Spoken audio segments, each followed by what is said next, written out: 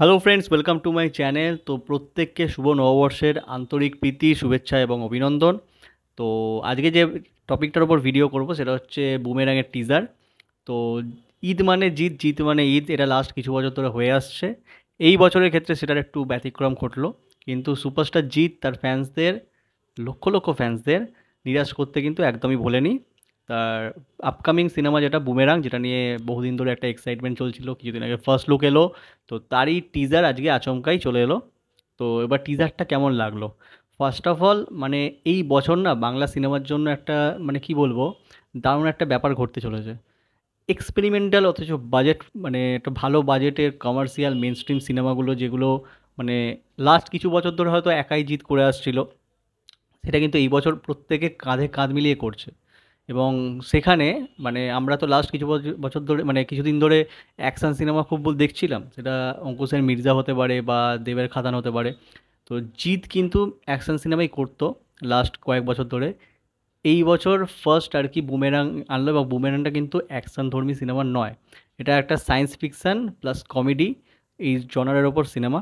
এবং এই সিনেমাতে জিৎ নতুন নতুন কিছু জিনিস, মানে যেটা বাংলা সিনেমাতে আগে কখনো মানুষ দেখেনি, সেটাকেই ডিসকভার করছে, সেটাকেই দর্শকের সামনে তুলে ধরছে।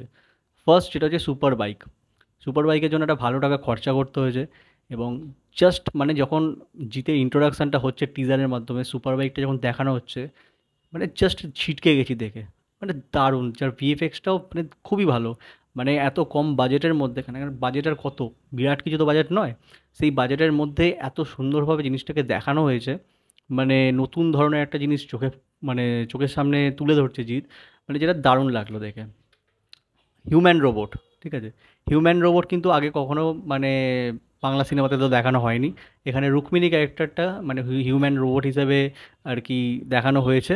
এবং জিৎ অ্যাজ আ সায়েন্টিস্ট এখানে ক্যারেক্টারটা করছে, এবং আগে কখনো সায়েন্টিস্টের ক্যারেক্টার জিৎ কখনো করেনি। এবং দারুণ লাগছে জিৎকে। এবং কমেডিগুলো টুকটাকভাবে বেশ ভালোই ওয়ার্ক করছে, সৌরভ আছে এখানে, ঠিক আছে, বেশ ভালো লাগছে দেখে, খুব সুন্দর লাগছে। তো এই সিনেমাটা 7ই জুন আসছে। বাট এই যে টিজারটা আজকে এলো না, টিজারটা কিন্তু এটা কি বলবো, নতুনত্ব একটা জিনিস দেখালো।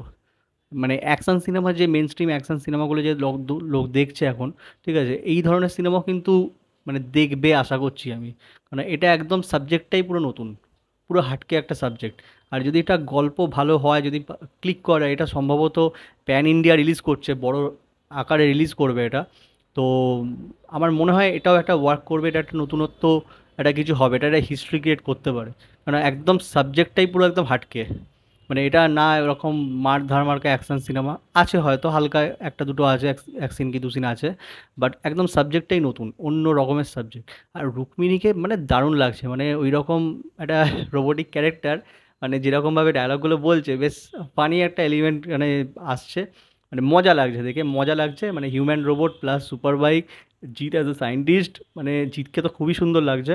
এবং সিনেমাটা আমার মনে হয় ভালোভাবে ক্লিক করতে পারে, কেননা টিজারটা বেশ ইমপ্রেসিভ লেগেছে, খুব সুন্দর লেগেছে।